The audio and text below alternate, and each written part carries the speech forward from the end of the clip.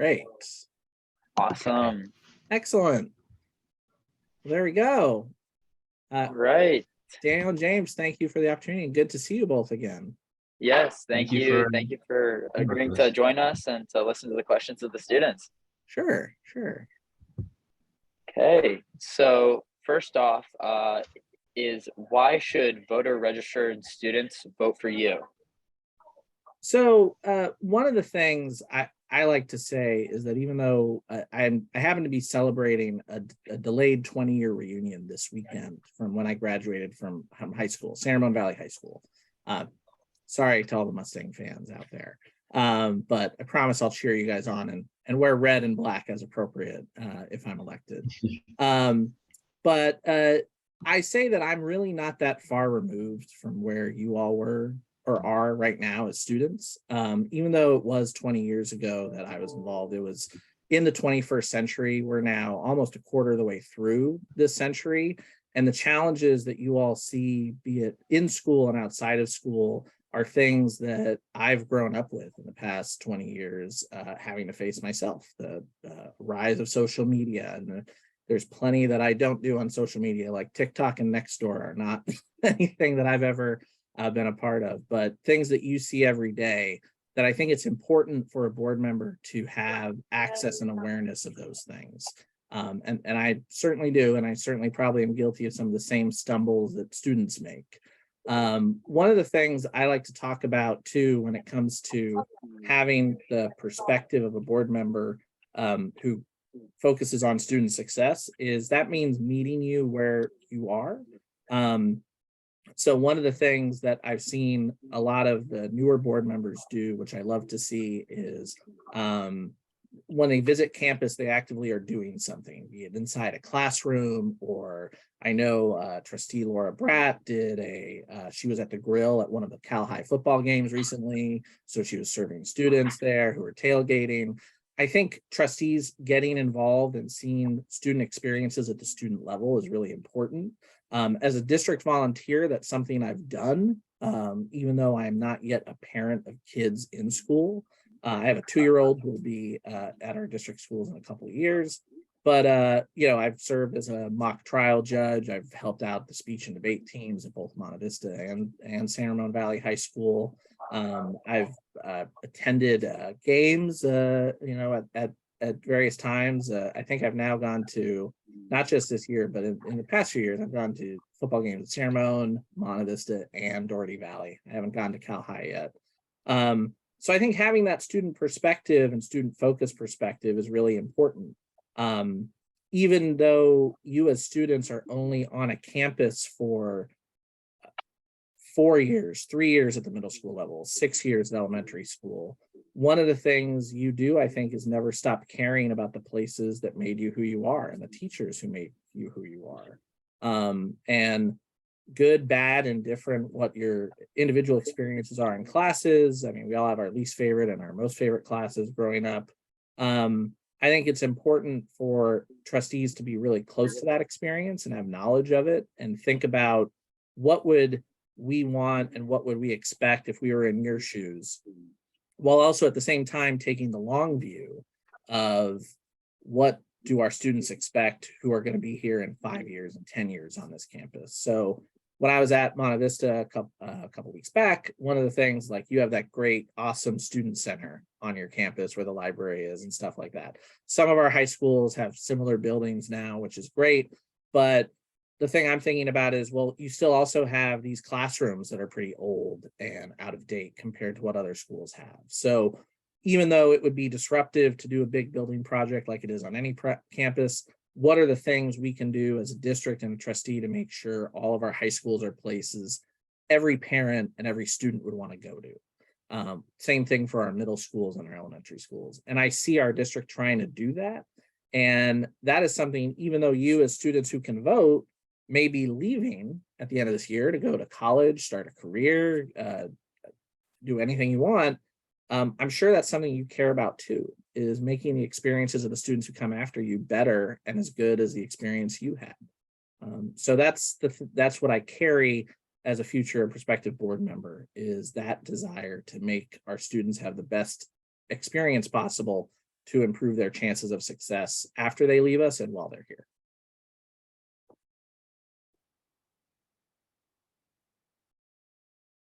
Thank you. That was really great to hear. And I definitely agree. I have, especially having a younger sister in the district, I Yeah. know I want her to have just as great of an experience here as me, to have the new technology, the new buildings and facilities and all of that.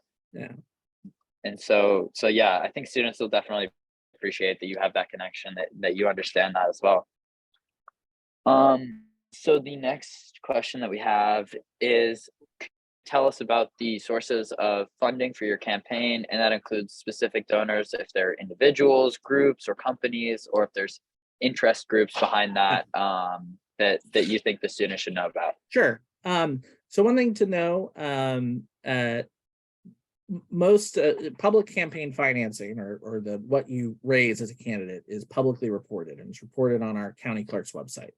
I have received donations from individuals, so members of my family, friends, parents who live in the area, some friends who live farther away but have a connection to our schools, either because their kids went here when they used to go here. And I've also, if you see a donation from really someone out of state, it probably means I went to school with them while I was a student here, and they just don't live in California anymore.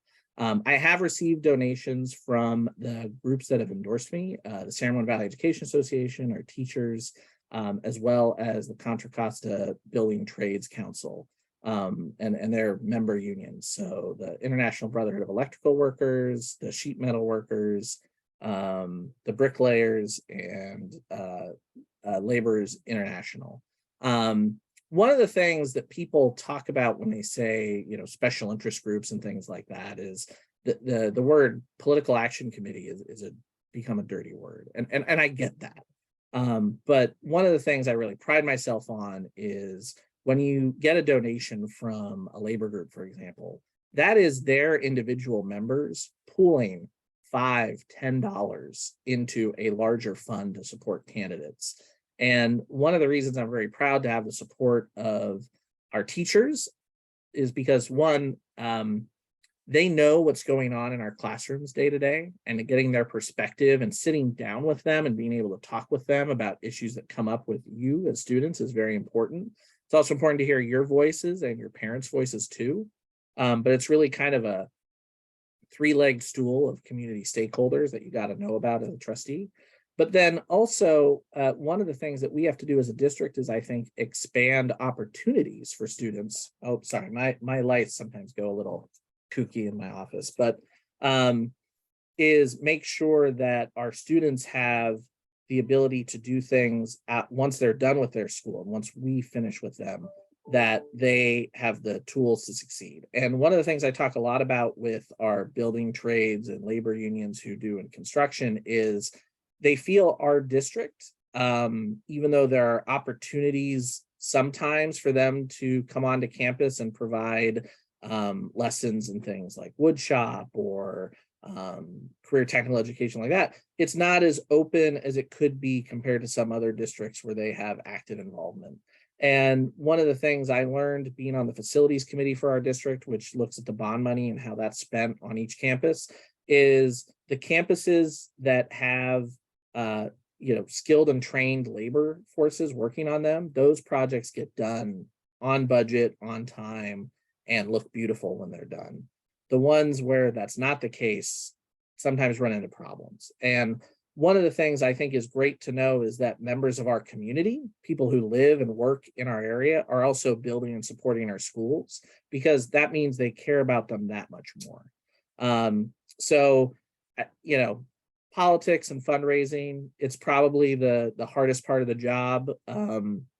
As a candidate, asking people for money is not fun or easy, but it's a necessary evil.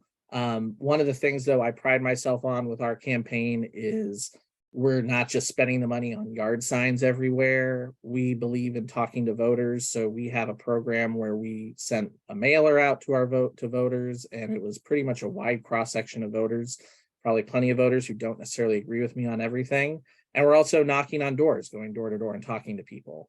And that type of investment is what you should do with campaign dollars when you spend them responsibly, because that shows you're a candidate who wants to talk to people and sit down with them and learn about their perspectives.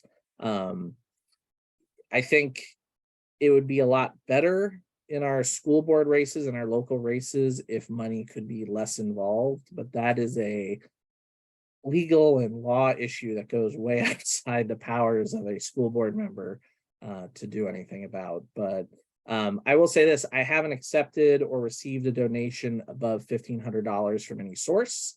So I don't think there is one particular source of support that is funding my campaign. There are what are called outside expenditures. So you have to report sometimes when an outside group, like a third-party group, like the teachers spend on you, they spend more than $1,500. But direct support to my campaign, $1,500 is the largest donation I've received, which, to be honest, for a school board race or even a city council race seems about right. I'm really shocked when I see these $2,000 and $3,000 donations from one person from out of the area to some other candidates. So, but hopefully that covered it. Yeah, thank you for telling us about that, because Sure. we know we can see the donations and Yeah. all that, it's public, but to know about how those donations are going to you, how you're using them, and how you're using those relationships and connections is what's really important to know. So thank you. Yeah. Just to So add to then, that, I don't think, other than candidate interviews like this, I don't think I've had ever a longer conversation than 5 or 10 minutes with anyone who's an individual that's donated to me. So yeah, it's one of those things where you probably should, because that's stewardship and being really good to your donors. But the thank you note, thankfully, is something that usually suffices. yeah. Okay. All right. So then question 3 we have, so what is one lesson or virtue that you think every student graduating from SRVUSD should come away with? Um, I think so. One of the things that I really hope all our students are able to do at the end of their time with our schools, and it's at every level, is they can sit down and talk with classmates, teachers, and work through a problem, work through an issue, or just engage with one another in a deep, meaningful way. And that sounds probably a little corny and a little nerdy, but I think communication and the ability to talk with one another and do so in a way without resorting to name calling, bullying, just to turn into a yelling match. That's something that's hard for adults to do. So adults often have that failing, and I don't excuse myself from that. But I think if that's something we can have our students come away with, that makes them better students as they pursue other things. It makes them better workers as they pursue a career. It makes them better future family members and parents. And I think that's really, and you can't do that in the classroom alone. Obviously, your academic focus and your social emotional focus to ensure the academic success is really important. But teaching those critical thinking and skills to be able to function, write, communicate through whatever medium you can, and talk with others is really important. I remember it was a little while ago, but there was a teacher at one of the high schools who required her students to do a English essay in the form of tweets. And this was back when there was a 140 character limit instead of the 280 that exists now. And the purpose of it was kind of, I think it was when Twitter was a little more popular with teenagers too, just to warn you. But the purpose of it too was to kind of teach them how to, all right, you should write a tweet that you think would prompt one of your classmates to reply to it. You should also write a tweet that's declarative, that states your opinion. You should write a tweet that's analytical. There are ways that our teachers I know are doing, and that we can teach our students how to write and communicate and talk to one another through a wide variety of means. Texting, communicating, TikToking the Stampede newspaper reels that are sometimes posted of interviews around campus are great. When those pop up on my feed, I enjoy watching them. Interviews with teachers, with students, they're really a lot of fun. That's a great example of our students communicating with each other and with the outside world that we should nurture, encourage. And also, that's really your younger school years are the time where you can make mistakes and it's okay. I think that is something that it's showing compassion for one another and for our students that really can come out of that. That's really important.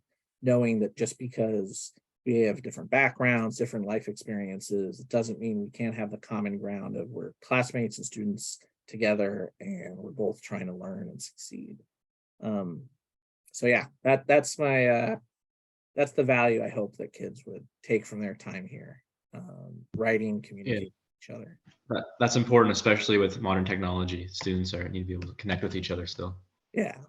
And I have nieces and nephews, or younger cousins, and then who are like in their teenage years, and then college, and then nieces and nephews. I mean, so much like my oldest niece got an iPhone because that was the primary way. She's 12 because that was the way all of her friends were communicating, and that was shocking to me because I had a flip phone when I was 17, starting that, and that was many years ago, but still, it just thinking about how we communicate with that is great. And then I was very happy to see my niece doesn't communicate only by emoji when she was texting with me and my wife. So yeah, that's great, and I really like that you emphasized also this helps students become better students, workers, and family members, because I know one thing that my parents have struggled with is like understanding why I need a phone when I was younger, or like how taking it away from me really affects me socially. So I really like that. And also, I'm sorry if there's some background. Oh, it's okay. Yeah, I'm at my office, so you may hear phones ringing and stuff here too. So I'm gonna try to just really quick. There we go. The motion sensor in my office is not reliable. So, but yeah. Yeah, awesome. I like it. Communication. Okay. So question 4 is, how will you expand cultural awareness across SRVUSD educational curriculum? So it was interesting. I was talking with some teachers about this today when I went and visited an elementary school in our district, Country Club Elementary School. And they were mentioning that it was fourth grade teachers, and in fourth grade, I think we do California history. So I at least when I was a student, and this will probably really date me, you were assigned a mission that we had to do like a paper mache model. I don't know if that's still required, but yeah. And I remember I had an aunt who taught history in another public school system in the Bay Area. And she was, in addition to being like another parent for me, she was also like a teacher. And when I did my research for the mission I was assigned, it was Mission Dolores in San Francisco. I learned as a fourth grader that it was also called the Mission of Sorrows, because that is where a lot of crimes and horrible things happened to Native Americans who were forced to be there. And I included that information in a very fourth grade way in my presentation and report. And I think that was a little unusual because it was the 90s and that wasn't necessarily common to look at California history critically. But I think including that at an age appropriate level and providing the full scope of what history means and how it impacts our culture today is essential for kids to feel included in the story that we're telling them, both in history classes and in science classes and English arts classes, all of that. But it also is part of just learning about who we are and where we come from. One of the things I like to say also about my aunt is she started, that side of my family were Greek American. But at her high school, George Washington High School in San Francisco, starting in the 60s, there was a huge explosion in Asian Pacific Islander students. And her students came to her one day and asked her to start it was called the Hong Kong American Club.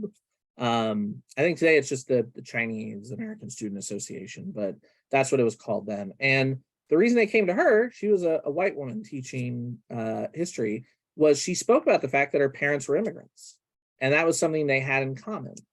And I think one of the things that I like to focus on is there's so much it's easy to focus on things that on the surface level are different about people.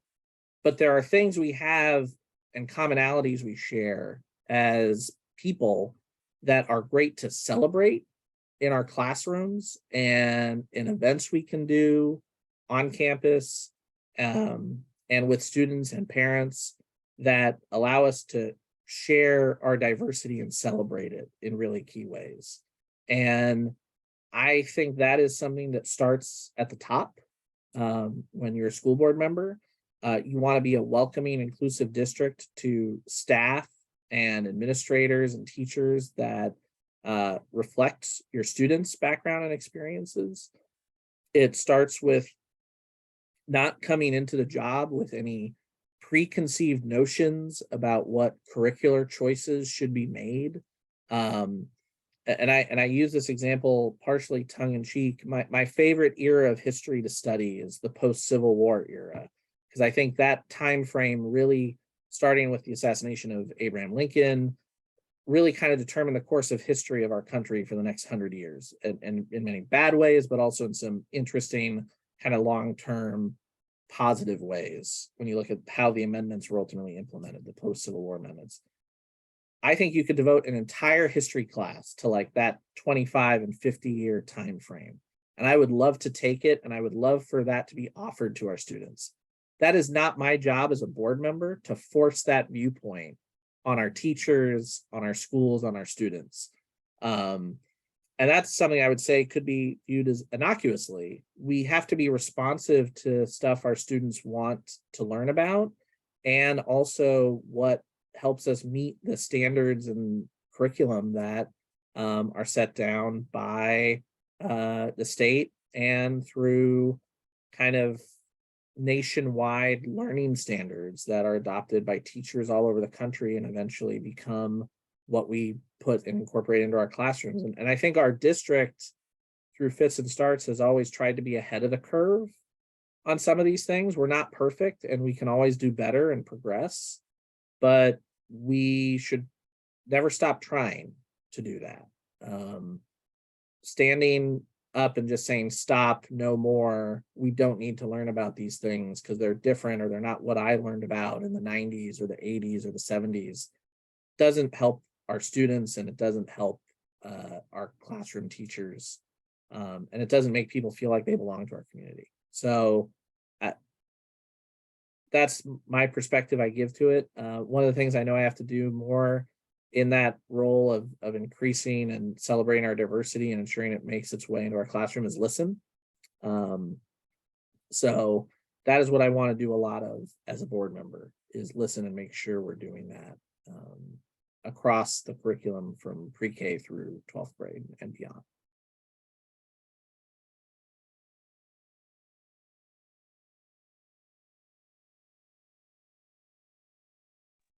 Yeah, thank you. Yeah, I think that's a really, I really like the idea of offering an American post-Civil War class. I find that time period very interesting as well. Yeah. But I will say, as a board member, I should not legislate and direct and require that myself. That is something where if teachers want to do it, and if students want it, great, let's do it. But yeah, there are people who love World War II as their favorite era of American history. Yeah, it's like, I know there's been a class, I think, on World War II and post World War II. I think we have one. Yeah. But so, so I really listening to what the people want, and then also to never stop progressing, even if some of the parents may be saying, I didn't learn this, or this isn't what I was taught. We need to keep moving forward, because it's not about them. It's about teaching these kids what they need to know to include everyone, as you said, and so we can all learn about where we came from. Yeah. Yeah. So that was really our next question, is what will you do to help educate on climate change, implementing this into SRVSD curriculum? And also more specifically, do you think that this should be implemented for years, like across various years on different levels of sciences, or if it should be like a specific science class? You know, at Monte Vista, we have like AP environmental science, but that's really the only thing. So I'm going to turn it around a little bit, and I have a question for you. You know Yeah, sure. those solar panels that are in your parking lot across the street? Mhm. My understanding from, and this was when I was on the facilities committee for the district, is the company that built those and services them is supposed to offer some on-campus like programs. I wouldn't say they're full classes, but some enrichment opportunities that focus on climate change and the benefits of alternative fuel. I guess I have a question, and it's not one anyone get in trouble for. Is that happening, or have you heard about that at all? Um, so from what I'm aware of, the stuff that we have on climate change is we have a little bit in our curriculums, like over Okay. in biology class and stuff, but that's just talking about the normal scientific processes. And then we have the AP environmental science program being Okay. offered. Outside of that, there's nothing curriculum wise. Okay. There's the club. We have a club dedicated to protecting the environment, Yeah. and it's entirely fun from what I. Okay. So I asked about that because that was one of the selling points of the company that installed those solar panels. And I would certainly let me put it this way, they sold that as a benefit, and I would want to make sure that our students actually get that, since the solar panels are being paid for by our taxpayers. Number one thing, um, educating our students about climate change and how to be good environmental stewards is important and vital. I work with architects and engineers, and the standard for design now, whether you're a civil engineer, mechanical, electrical, plumbing, architect, is you're designing for climate change. And it's not just designing to be resistant to expected temperature and weather pattern changes that could become permanent in the years to come. It's also designing things like we have to put some new siding on our house, my wife and I, and the siding we're using, it has to be 1 hour rated for fire protection. So that's not a new requirement, but it's top of mind given the risk of wildfires in our area and elsewhere throughout California due to climate change. But also it has to be a material that if it were ever removed, it could actually be recycled and reused and transformed into something else. So our students need to learn about these principles and ideas because those things are going to impact them when they start a career, when they, look at where they're going to live and all of that after they leave their parents' house here in the San Ramon Valley. So I think there are ways to incorporate climate change and learning about it constructively at all grade levels. I'm the son of a chemistry professor who taught at one of our California State Universities, Stanislaus. And one of the things that I think I became aware of climate change, and back then it was called global warming at a young age, mostly because some of the chemistry reactions that he could replicate in what I call the chemistry kind of magic show are also illustrative of what's going on in our atmosphere and on our planet. So I think you could do things for students that they would find fun and interesting, even if they are not science focused or science is not their passion, that would still give them insight and perspective about how our planet works and the need to be good stewards of it and to ensure that we build a planet and community that lasts for them. That's certainly what is true and guides a lot of the building that happens on our campuses now. While there are safety benefits and benefits from the perspective of student circulation in having all your classrooms in one campus building, There also are long-term environmental benefits where you are more efficiently having this building exist in the environmental space because it's served by one mechanical, electrical, and plumbing system as opposed to multiple systems spread throughout a campus. So I think we gotta teaching kids about their everyday world and what's surrounding it is really key and important. One of the college classes my dad taught when he was a professor was chemistry in our everyday world. And the assignment, the lab component of that class was literally going either to, it was a commuter campus back then in large part. So, going to your parents' house or just going home and bring what's under your sink to class for the lab. And you can learn about what's there. And the chemistry processes that make it up. It's cleaner, it's dishwasher detergent, all that stuff. I think we can learn about that in our schools. Like, okay, you have this dishwasher detergent that comes in a compostable box, whereas this other one is plastic and has to be recycled. Those are little things, but I think they add up to the bigger part of being good environmental citizens of our world, and helping the planet. One of the things I feel as a student who graduated from our schools is this notion of you have to lift up others as you climb in the world. And that means a whole lot of things, but it really just means you're kind of, and this is another old adage, you plant trees under whose shade you don't expect to sit. So you planting a tree now may not benefit you. It may not give you the shade and the protection and help the environment that surrounds you immediately, but it's going to help someone else down the line. And that's what I think about when I see what we do on our campuses in our classrooms is we're teaching our kids to be good stewards of the planet, of their community, and all of that, and learning about climate change and its impacts are part and parcel of that. After lunch hour, when I see other students pick up lunch and trash around and see them be, the small thing, but it's important and it helps, and it just shows you're being a good citizen. So I think it's all part of that civic education mindset that we have to have. Yeah, awesome. I like that. So sorry, just doing the lights again. There we go. Awesome. Okay.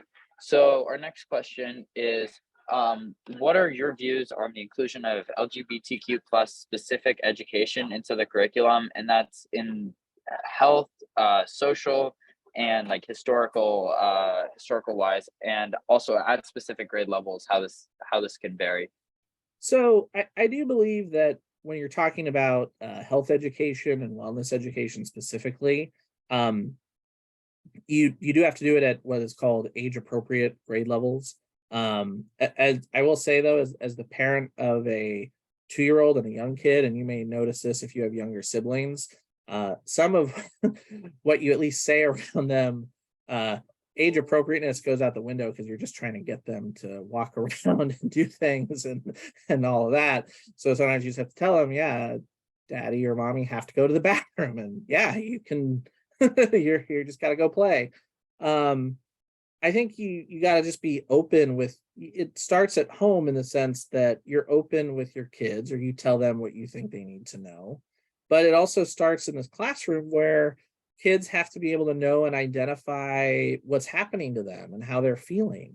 And yeah, that does start at, again, an age appropriate level where kids start to ask questions. The story I like to tell about my niece is that so her name is Blaney, and at her school, it's an all-girls school, starting in I think 4th grade, they just asked the students in her class, and it was like a homeroom kind of setup. You this year we're going to start displaying our pronouns and what they are. And Blaney, true kind of middle child, wanted to march to her own drummer, just said, I'm going to be they, them, there. And the teachers did ask, my sister and brother-in-law about, does Blaney have any questions? And they asked Blaney, and she just said, no, I just think you don't have to be basically a gender when you're describing yourself. You can just be they, them, there, and that's fine. And she may decide something, or not decide, but feel something different when she gets older. But I've kind of come to the viewpoint that learning about LGBTQ issues, one, is part of the fabric of our society, and it's important to include that in our history, in our literature. I know that you guys at Monte Vista are doing the 57 bus, is, I think it's a Monte Vista Reads program. I was familiar with the news story behind that served as the basis of the book. So I went and picked it up over the weekend. I've not started it yet, but I'm excited to read it. Because I think the nice thing about the book is that it focuses on what happened after the incident that garnered all the headlines. And I think that's too often what we focus on when we argue about, should there be learning about LGBTQIA instruction in our schools, both in the health context and in the history and in the English language arts context, and even in science, where we learn about contributions by people like Alan Turing and others, is that we focus on the headline and not the part, well, wait a minute, this content is just very important for our students to learn about, because it helps them learn about other things. It opens the doors to other things they should know and learn about. And in that way, I just am really supportive of doing things at a grade appropriate level, sure, but also meeting our students where they are. As soon as a student starts feeling the way they're going to feel in life, the district needs to be there, and the schools and their teachers need to be there to support them and know that they have a safe, inclusive environment on their campus.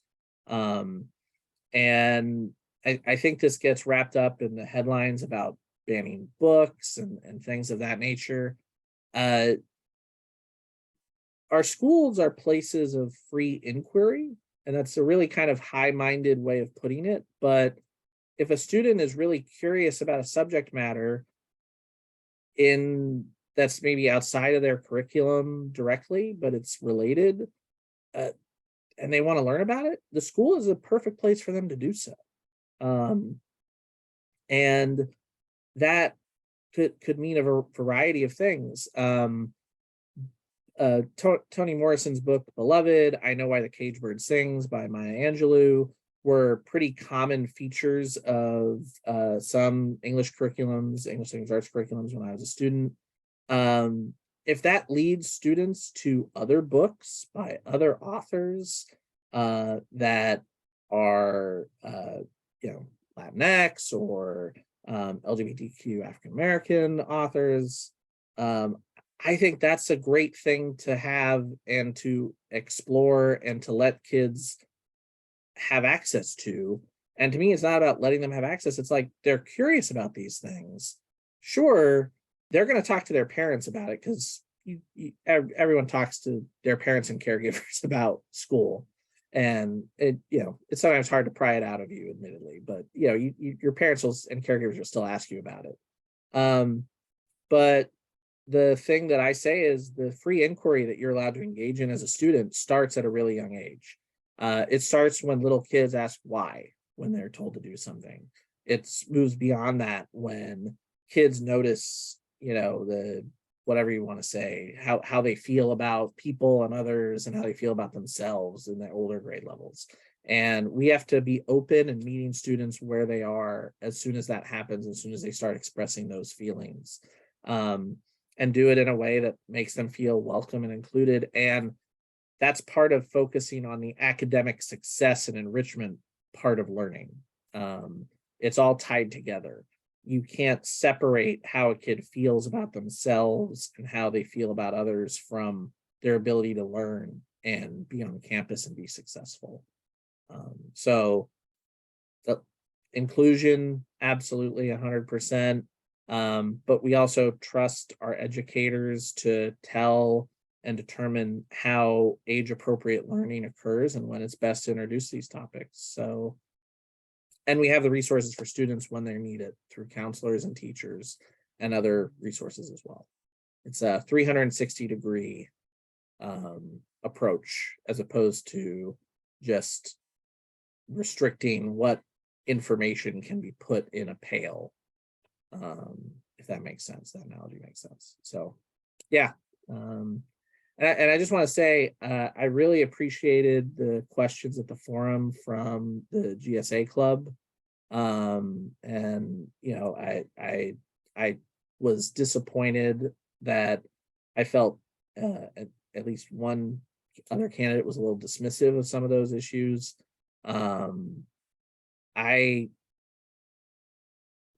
I can't look students in the eye and when they come to me with a question like that and act that way. That's just not who I am. So I remember when I was a student and they started GSA club at my high school, other students wore offensive t-shirts because they didn't like it. I am happy that now GSA clubs at our high schools and our middle schools are a huge fabric of our student culture in ways that I feel is inclusive and welcoming of students towards other students. That kind of goes back to what we were talking about of the values that students should have when they leave. But I know we have a long way to go. But seeing that progress from when I was a student is heartening all the same.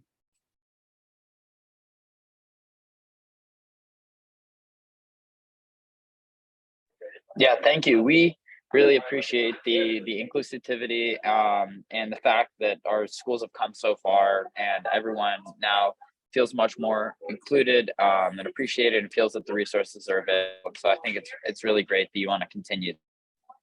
Yeah. Our next question is question 7. How do you plan to help with the widespread mental health crisis? There's a lot in our high schools, but also I know now in our middle schools, we're starting to have more and more issues as well. So this is where, so I'm going to take one little drink.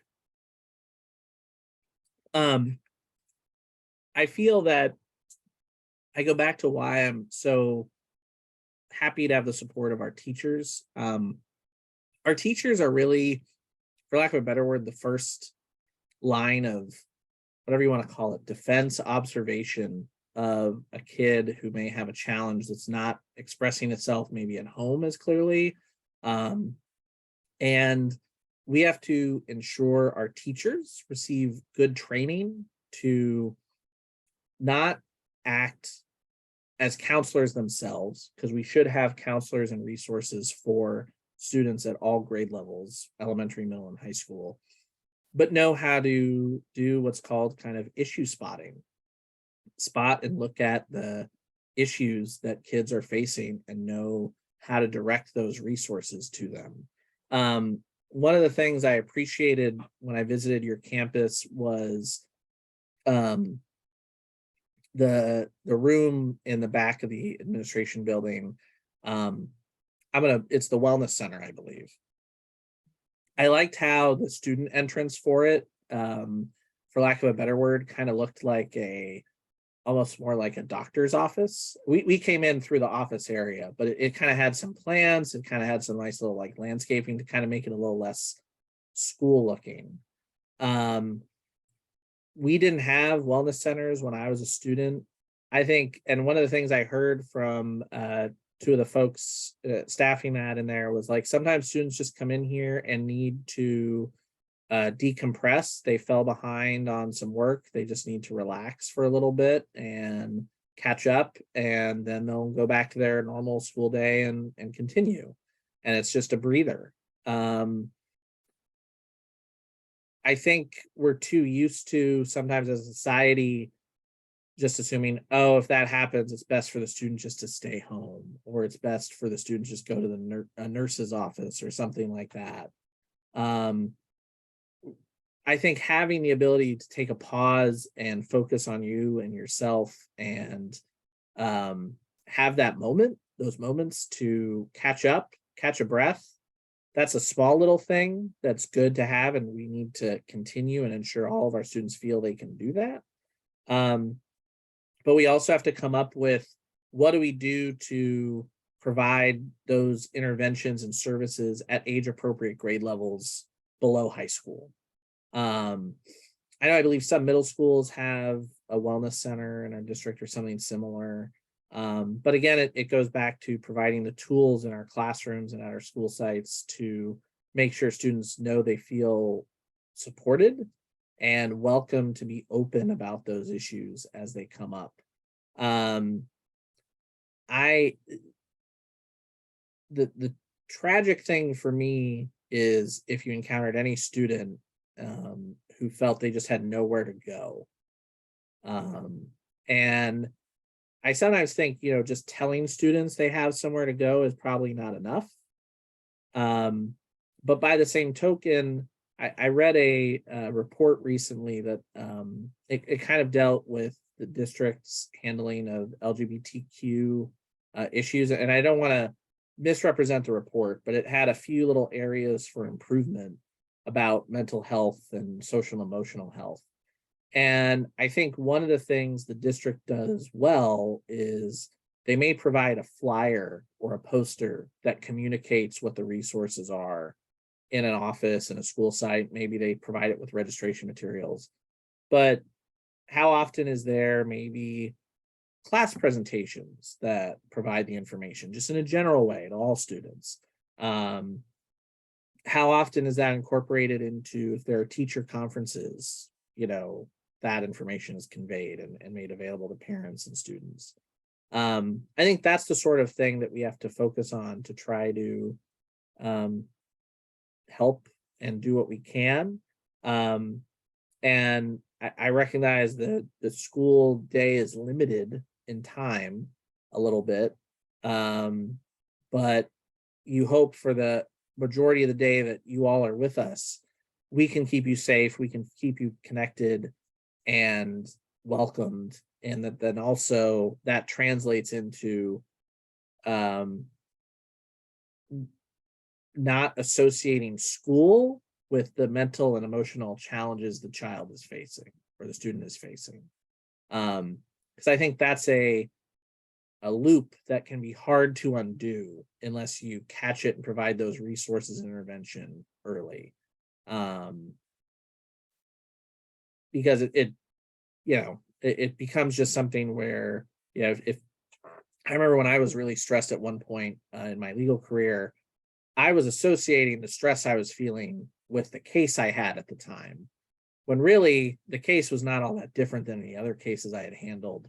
It was just the level and the schedule of the work was way too much. So I had to stop, pause, take a couple days, readjust how I was handling and processing the work, and then come back to it. Our students need to be able to do the same thing. And also, this is where I go back to having grown up at the start of social media and then seeing what it is now. Whenever I hear about a social media incident or story, one of the things I don't like is that you rarely can go back and see the incident or the thing that caused the alarm or concern. And I don't have that interest because I'm, nosy. I more just want to understand, okay, I'm only seeing commentary about it, not the thing that it was that either is controversial or caused offense. And I think some of the things that we need to do better of when there's disruption caused by, I call it outside influence, and I don't mean in like a corrupting way. I just mean, there's something that happened out there in the world and it's causing a disruption on campus or a disruption in a student's life. it's most helpful probably for the person providing the help and the resource to know and understand what that is. And there's no clear way to do it. I would never suggest we invade students' privacy or see what's on their cell phones or anything like that. But I think telling students like, hey, if there's something that is happening to you that's on social media apps or something that's bothering you, like you can come and talk to a teacher or a counselor about it, and you're not going to get in trouble. You're not going to, it's a healthy thing for you to consider us a safe place for you to come to. Because too often I think that's the sort of challenges we see is kids feel like there's nowhere to go, and then they just go back to their screen, and that was the source of the stress or the problem in the first place. So Yeah. it's hard, but it's kind of the long answer to what we should try to do. Yeah. Yeah, it's that's really good. And I think that also kind of connects to our next question pretty well. Because our next question is how do you feel that the district needs to act when there's issues of hate or discrimination in our schools?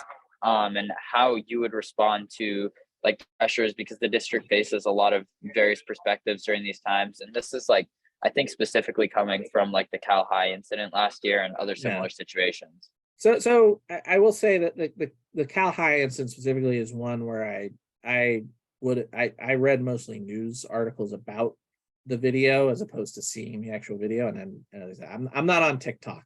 It's a social media phenomenon that I can't. I that's where I'm the old guy. Get off my lawn. I just can't do it. It'll never be on my phone. I'll probably never get into it. And my view on that was this caused genuine hurt and concern for students. And it got to a point where the interest in the explosion of public interest about it overtook what probably could have been a response handled at the campus level and even at the team and extracurricular coaches involved level. And one of the things I try to say is if the first time a board member or the board is hearing about a controversy or an issue is at a board meeting, that means it's a little too late for the procedures that you want to have in place to be resources for both the students, the parents and caregivers, and the teachers involved to be effective. And we have to be a district where our Board of Education serves each campus, not the other way around. And I think it's really hard to second guess actions taken in response to that specific incident, because I think there are facts and information that due to student healthy privacy concerns that are important to preserve can't be shared, which is really important. But I do think it is acceptable and expected for when there are incidents of bias on a campus, and incidents of prejudice and bigotry, for there to be some level of communication with the community about how that's being responded to. Without going into detail, I learned visiting another campus the other week that there was an incident involving two students, and I was told about it, I think because it partly happened while I was visiting the campus, but also what I appreciated about the administrator relaying the story and information to me was, even though there was action taken against the student who committed the offense and resources provided to the student who felt that it was a hurtful and discriminatory act that was taken against them, it was still a learning opportunity for all involved. There was what I call the restorative justice approach of trying to provide space for an apology and the students not not feeling enmity and animosity toward one another forever. Now that can only go so far at the schoolhouse door.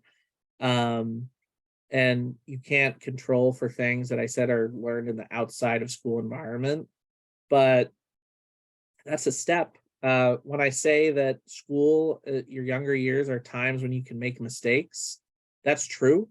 And that should even be true in cases where a student says something or does something that is truly hateful and horrible. Because I think our purpose as a school, as schools, is to help educate people to be compassionate, caring citizens in their community and around them. And that means you have to have room for people to make mistakes. Today, I was meeting with some teachers, and a teacher came in, and I'd been shaking some hands, so I stuck out my hand to shake hers, and she said, "Oh, we do a fist bump or just a bow, because that's my religious tradition." And I'm like, that's fantastic. And she said, "Sorry for taking offense." I'm like, I take no offense to that. Like, that's fine. Meeting people where they are means respecting their viewpoints and cultural traditions and norms, and that doesn't impact or hurt me in any way. So as a board member, we aren't, there are issues that come before us relating to student discipline. My hope is, and I'm starting to see this more with some matters when where just the outcome is reported out to the public board meetings, a more restorative justice approach where we have space to learn from these incidents and grow better as a community from them, rather than them becoming sources of eruptive name calling and spectacle. When that happens, and the specific incident at Cal High, I think it's no one's fault that that's what happened. It really is important to try to keep these things at the campus level to ensure that students feel safe, especially if they're the ones who maybe made the mistake, but also the people who feel hurt by an action or words feel that their community is going to take care of them and support them. And that starts at the campus level. Are there incidents that would require a broader outreach to the entire community as a whole? Absolutely. I think of the tragic, horrible thing in the spring of where there were white supremacists who decided to hold up these offensive, horrible signs, I believe in the Danville area, kind of near Blackhawk Plaza. That was not on or near a school campus, and appropriately our city officials in Danville responded and issued a public statement of condemnation. That's appropriate and what should happen. If there ever anything similar on any campus of ours, I would expect us to do the same as a school community as well. But you have to train and provide resources for your staff and administrators to do that. Yeah, definitely. Okay, so next up, we have question 9 is, how do you plan to address the vaping and drug abuse issues on our high school campuses? But also, I've been hearing recently, it's not just high school, it's also a growing problem in middle school. So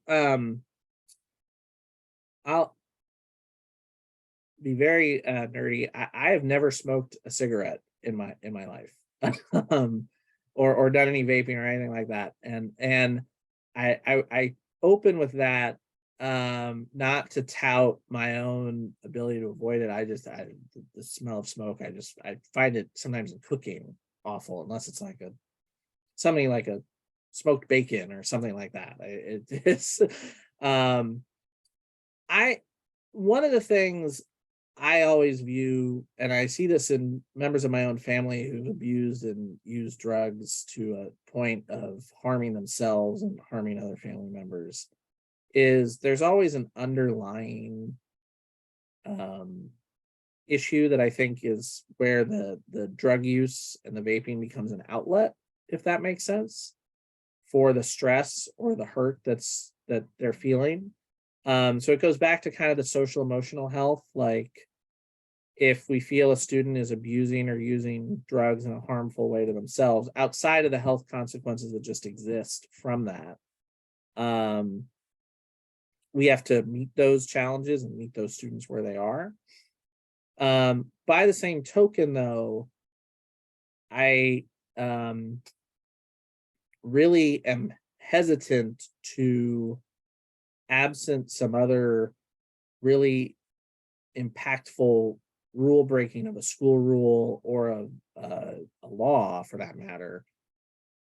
I think it doesn't necessarily help to punish kids in a zero tolerance way if they're caught doing something they're not supposed to be doing, like vaping or smoking. I think you got to use that as an opportunity for education too. And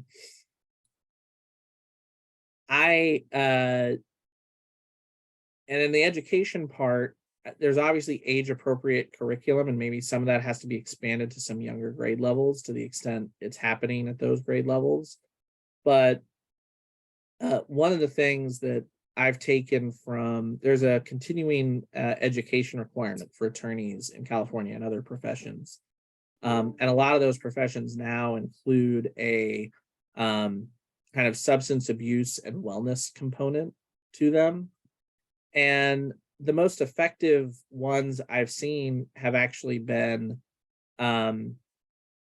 attorneys coming to talk about their own experiences where they were using and abusing drugs or other substances, and they were still what you would call high functioning or able to do their job day in and day out until the day that they couldn't do it, till the day that they slept through an entire day of trial, or till the point where they had to go to the hospital and be admitted for some sort of poisoning associated with their substance abuse. And I don't think that's it's not a message of, oh, if you do this, this will happen to you. It's a message of, you have to put up guardrails for yourself and learn about those so that you can take care of yourself. And that is what I hope we would do for our students. Teach them what guardrails they should have for themselves, and know that there still may be students who use and in some cases abuse vaping and other drugs, but hope that if they are going to do that, and we have to be realistic and know that it happens, there's safe places and guardrails that exist for them where they don't feel their only option is to just enter a spiral state. I know my parents, when my sister and I were growing up, basically said, and this was even true when we were away at college, if you ever feel like you're in an unsafe space because you've drank or used drugs, you call us and we will make sure you get home safely. Don't drive, don't go with someone who's also in the same state. I think that is, as a parent now, even though my son is many, many years away, hopefully, from having to deal with this, I hope I would take the same attitude. And while there are rules that have to be followed and there is a zero tolerance, I think being realistic and ensuring that our kids feel like we're dealing with the underlying challenge they have is important in handling this. I will say the one thing, though, that a school can't really stop or do anything about is if a business off campus, and this is primarily a problem at schools that are closer to like a downtown area or businesses nearby, report that students are doing something that's kind of borders on vandalism while also maybe vaping or something in a bathroom or in a business. That's harder for the district to just say, oh, kids will be kids. What can we do? But that also goes to us teaching our kids to be good citizens and respectful of others and other people's property and things of that nature. So it's a sticky problem. When I was a high school student, there was kind of this area across the street from the high school where a lot of kids would go, and for lack of a better word, smoke. And occasionally, what our campus monitor would do at the time was actually go just hang out with them. And, they were off school property, so it was technically they were not breaking any laws or rules about use on campus. But the reason was not to then know, oh, okay, so and so showed up on campus with then it was practically always cigarettes. So I know I can nab them if they're on campus with that. It was more about making sure the kids were okay. Even though his role as the campus monitor is more kind of security and campus safety focused, part of that safety is knowing that the kids are going to be okay and that they're not doing this because of some underlying cause or problem that the school can help address. So it's hard. I think talking to kids about their use is a good first step for me, listening as a board member to things I would want to see done about it and formulate a policy. Beyond, look, here's my message. Don't start smoking. It's addictive. It's horrible. It's bad. I'll say that just, yeah. And I have vices. I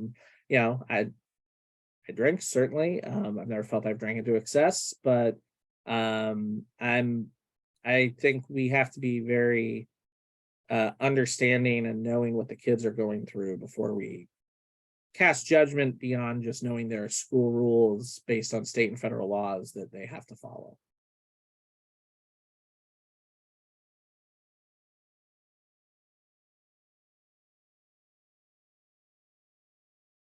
Yeah, definitely. I agree that it's the safety is the number one priority. Even if it as you said, and the school does need to make sure that the laws are followed, making sure kids are safe is the number one priority over that, and having the resources available so that they're able to talk and we're able to understand the root of the issue is definitely a very important part into solving these issues. I just have a quick question on that. Yeah. Have you had the every 15 minutes program at Monte Vista while you've been students there? I don't think I have. No, I know the current education we have is we get taught about substances and substance abuse now, including vaping, in our 9th grade health class. But that's about it. Cool. So yeah, I was just curious about that. Yeah.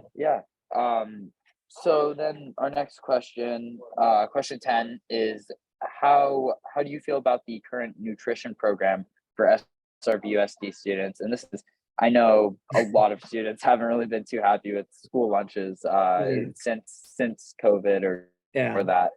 So I really, one of the things I really liked that came out of COVID was that our lunch programs at all of our schools, and then I believe aspects of what's called either breakfast or the snack program are now, at least as I understand it, for the most part, free of charge, or there are free options available for students. I think that's good and very important and part of a good educational mission. I think there probably are some trade-offs that come with that in terms of perhaps variety and what's tasty to students. I certainly understand and sympathize with that, as just someone who likes food and likes cooking. I'm not sure there's a great way. The clearest resource would be, it'd be great if every school campus in terms of food service had a full kitchen and a fully staffed kitchen where all the stuff was prepared there. There might even be differentiations between different campuses in terms of what's served every day and different options.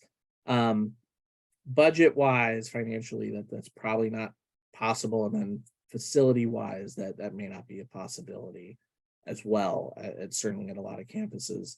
I think there are other things though we can do to help students hopefully like and appreciate more of the food choices. I know the district just put out a survey that they want high school and I think middle school students to fill out about some of the breakfast brunch options that are available. I would want to, like, for lack of a better word, study and look at this issue more to see what are we doing well, like what are popular food items that get eaten that students like, and what are ones that they find kind of really not that tasty.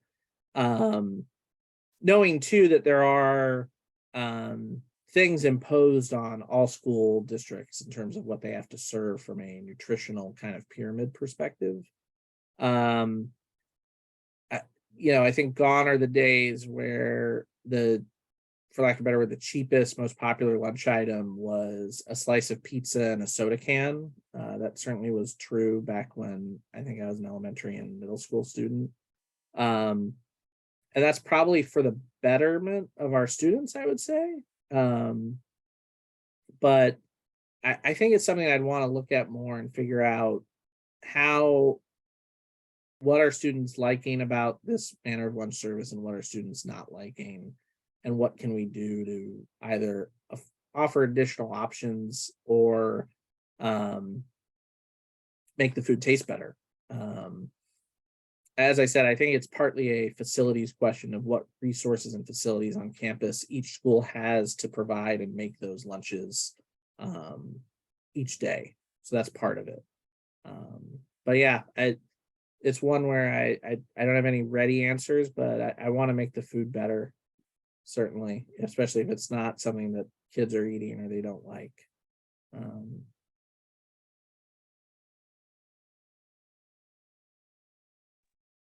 Yeah, that sounds good. I agree. If the food here could be better, I think the students would eat it a lot more. And I know that there's the nutritional regulations and that we have to have the free lunches and breakfast options, which got rid of a lot of the a la carte stuff that we saw. And I remember having that in middle school. But yeah, I definitely agree. If you listen to the students, and we can use that to find ways to make the lunches better under the restrictions that we have. Yeah. One thing I do think that's important, and I don't know if this comes up, is I think it's really important to have a vegan and vegetarian options every we school do day. have we have those. I don't know if that was part of the issue too, but speaking as I've gotten older and more diversified in my own taste, I'm like, I sometimes value having those choices myself, even though I don't have any restrictions that force me to eat that necessarily. Yeah, we definitely do have those options, which I know students like. Some students don't like the food, but they have other options as well. So I agree. I think that is important. Yeah. So then question 11 is Monte Vista is facing a lot of traffic issues, which I'm sure you already know about. And this is causing a lot more stress, anxiety. It can present the danger for new drivers. And it kind of can nullify the effects of the school times being later in the day, because this has caused earlier wake up times and even more traffic issues. So how would you plan to address this or deal with this issue? So the daycare that I take my son to is up that's past Stone Valley Road, past Monte Vista 3 days a week. So I sometimes will experience those traffic issues myself. One of the things, and I know our school district does try to do this with the city and the county a little bit, is there are traffic engineering consultants that do kind of safe route to school programs. I think those are good, but I still think Monte Vista specifically has the challenge of the primary student parking area is across the street, right? So you still have a lot of students needing to come from one side of the street to the other. I think that is a hard problem to solve short term. I think long term, you obviously do have to look at where is most of the traffic coming from, I know from experience myself that sometimes the real bottleneck is not just traffic going to Monte Vista. It's the fact that there's also then traffic going to Los Cerros, which is essentially whatever you want to call it, due south or right behind Monte Vista's campus, which sometimes backs up onto I'm blanking on the street, but the street that serves Los Cerros and Blemmer Road. So that is a engineering challenge that has to be solved. I do know that when San Ramon Valley High School did its campus remodel, they created additional parking.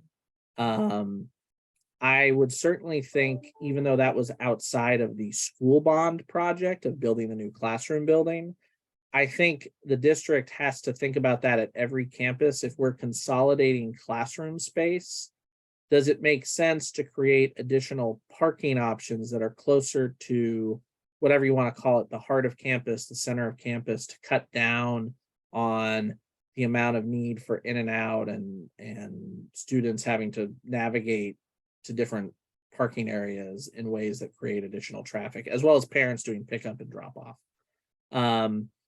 But that is truly a traffic engineering question. I work with quite a few traffic engineers, so I don't play a role. Just so everyone knows, I don't.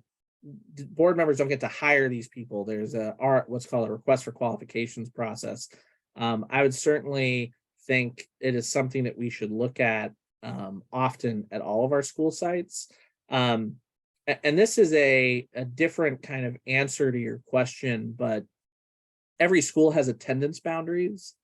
And I would not propose as a candidate or even as a board member solo changing attendance boundaries, because I think there are lots of reasons those attendance boundaries exist, both historically, but then also because we like the idea of the school being in your neighborhood. But one of the things I think you have to look at in looking at traffic patterns and all that is, where are most of your students coming from? Before I moved to Alamo, I lived in another part of the district in Danville, and if I had stayed in that house, the zone for the high school attendance boundary I was in put me at, I believe, San Ramon Valley High School. The funny thing about that was, driving distance wise, the house was actually closer to Doherty Valley High School than San Ramon. So why would I, if I was a parent living in that house, drive all the way down Camino Tasahara, facing traffic at other school sites like Sycamore and Charlotte Wood, if I could maybe circumvent a lot of traffic and get to Doherty Valley High School, even though there's maybe traffic there too, a lot faster? I think that's something that may not be true in every case, but it's something you have to maybe consider and think about when you're talking about long-term planning for our school sites, is where is the traffic and the kids coming from each day? And Monte Vista is no different. And I'm a witness to it. I know. That the most challenging part for me is one time I had to pick up my son for a doctor's appointment at, I believe it was at 2 p.m. I had to pick him up. I did not pick him up till 2:40 because of the school traffic. So I'm very sympathetic to what you all go through there. It's tough. And I'm Yeah. also about student and pedestrian safety because of that, those Yeah. crosswalks. Yeah, definitely. And yeah, I like what you brought up about the school attendance boundaries, because I live kind of between like Blackhawk Plaza and Sycamore. So I'm actually supposed to be going to SRV, but it's Yeah. equally as Right. far. And I Yeah. had the same thing with Charlotte Wood and Diablo Vista, equally as far. So it's yeah, long term it's definitely important to look at that, because it'll help both traffic wise and with, as you said, building the community. Living close to our schools is a really important thing. Yeah. So that's good. And then our final question is, do you encourage students to register to vote and to be politically active in their communities? And also, if you're planning on encouraging them, do you have a plan on how to get more students to register and to vote, to be active? Yes. One, you can pre-register to vote when you turn, I believe, 16, or that's my understanding of how it works. And that comes in part, I think, on the whole driver's license process and all of that. Your vote is your voice in your community, and it's your power. It is all those things. Vote, vote, vote.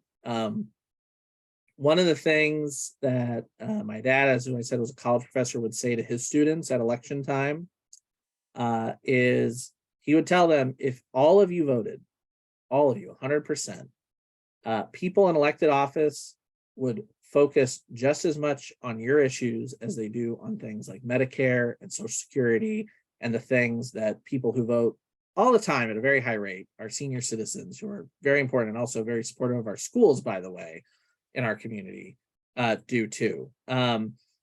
So yeah, vote, be active in your community. The friend of mine who went to Monte Vista, who I now have our son and his kids go to daycare together. He is a Republican, a pretty dyed-in-the-wool, very conservative guy, but he is one of my very, very good friends. He was a groomsman in my wedding. Just because you have different political views than your friends and your fellow classmates does not mean you can't engage in good discussion and talk about issues and get excited about things. I would tell people one of the most fun things to do on a campaign is knock on doors and talk to voters, whether you're a candidate or a volunteer.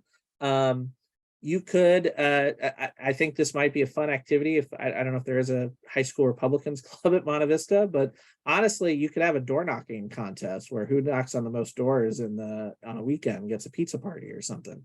The Contra Costa Young Democrats, which I've been involved in, we did at one time, I think, a joint debate watch party with the Contra Costa Young Republicans, and it was fine. There wasn't as much interaction as I would have liked, but I think it's healthy to be involved and interested. It is also healthy to say you don't know necessarily where you fall on the ideological spectrum, and California has a category for that, which is decline to state, which is you're just not an affiliated voter with any political party. The nice thing about that, though, is some political parties open their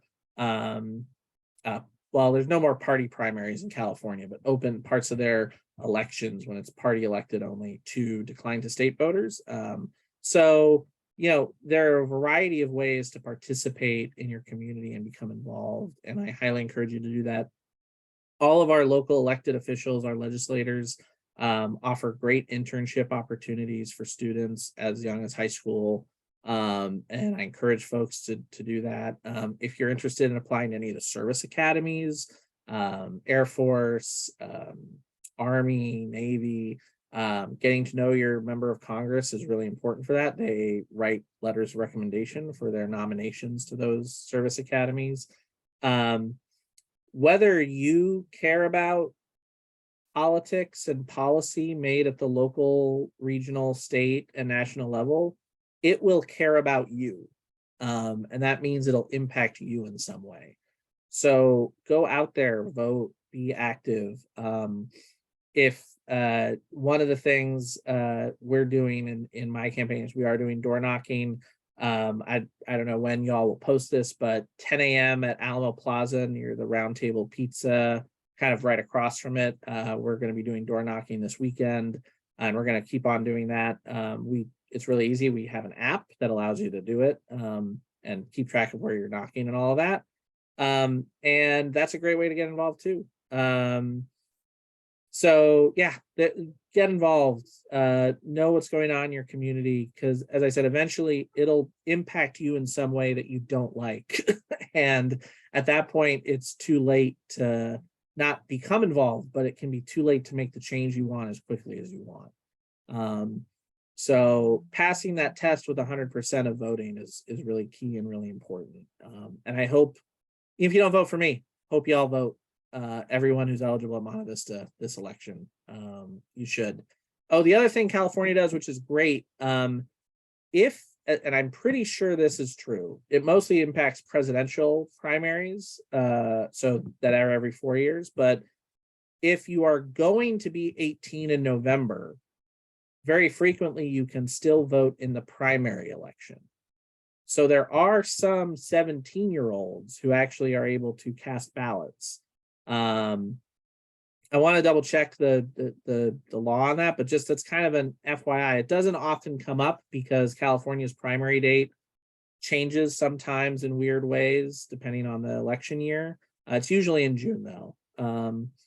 But that's just food for thought that generally speaking, if you're going to be 18 by the November election date, you can vote in the primary, even if you're not yet 18. So vote early, vote in every election, and get out there and be involved, as you both are doing, and as the students we met at Monte Vista are doing. So hats off to all of you.